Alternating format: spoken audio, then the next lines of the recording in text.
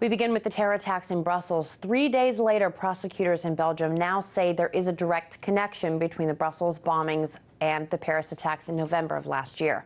Brussels still reeling with 31 people dead and 270 others injured in the attacks at the city's airport and metro system. We have RT's special coverage on this story. RT's Simone Del Rosario is on the ground in Brussels, gauging the mood of the city and giving us a closer look at the transit system there since the attacks. But first, let's start with Anya Parampil live in our DC newsroom with the latest on the investigation. Anya, what can you tell us? Hi, Lindsay. The intelligence failures which led to the bombing in Brussels this week are now causing drama in the Belgian government. It all follows reports from Ankara, which claims it held one of the attackers identified, that's Ibrahim Bakraoui, as he was caught trying to sneak into Syria from Turkey last year. Turkish authorities alerted the Belgians and deported Bakraoui to the Netherlands. Speaking Wednesday night, Turkish Prime Minister Erdogan said, quote, "Despite our warnings that this person was a foreign fighter, Belgium could not establish any links with terrorism." The fiasco prompted both Belgian Justice Minister Koen Geens and Interior Minister Jan Jambon to offer their resignations. Jambon said, quote, "If you put all things in a row, you can ask yourself major questions. I realized that in these conditions, it was justified to offer my resignation to the premier." However, Belgian Prime Minister Charles Michel did not accept their resignations. Meanwhile, authorities are now saying Ibrahim and Khalid Bakraoui are responsible for filming a Belgian nuclear official. This is a story we reported on last February when it broke that someone had placed a camera outside of a researcher's house, collecting about 10 hours worth of video.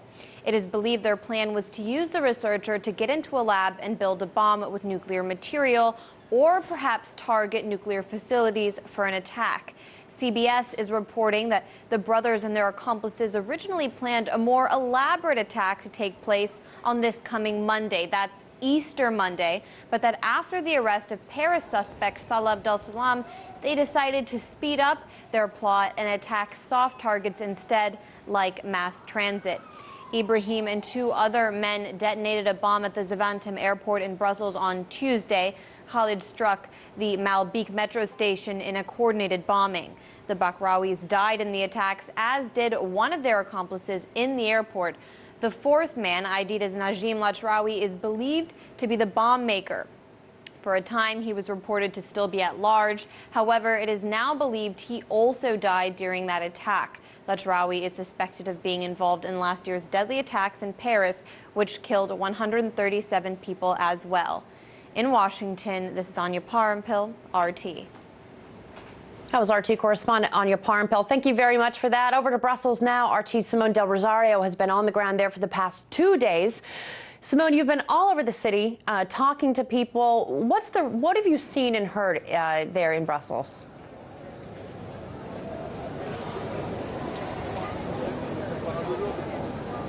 Well, we're still in mourning here in Brussels. It's only 2 days since the attack, but life has to go on here, and that's the message that's been given to me. You know, people are starting to move about the city. They need to go back to school, back to work. Of course, the transit systems hit here in Brussels, so that changes the dynamic here in the city. But we spent some time in the metro system today, and while many of the stops were closed down and people were not able to access them, they had buses for people to get places so they could avoid the areas of the metro that had been attacked.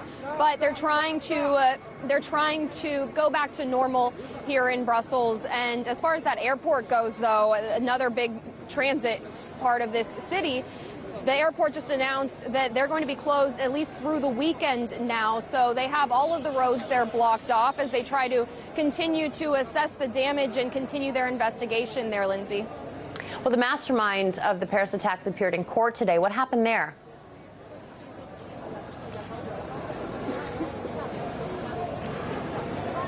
Right, so Salah Abdeslam was in court here in Brussels today. He was originally supposed to be in court yesterday, but because of security concerns, they postponed it until today. Security at a real big high here in Brussels this morning.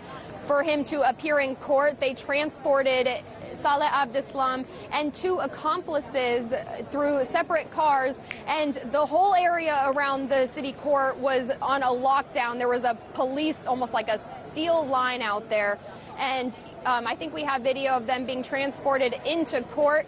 What was curious about Abdeslam's appearance in court today was that before the Brussels attack, he had said that he would fight extradition to France. Since the attack happened, even though he was cooperating with investigators up until that point, since Tuesday, he supposedly has not been cooperating with investigators, and now he does not want to speak to Belgian police. He does want to be extradited to France now, he says, to explain himself to the French people. So a twist in what he was initially desiring in his court case, wanting to be processed in Belgium. Now, since the attack in Brussels, he wants to go to France.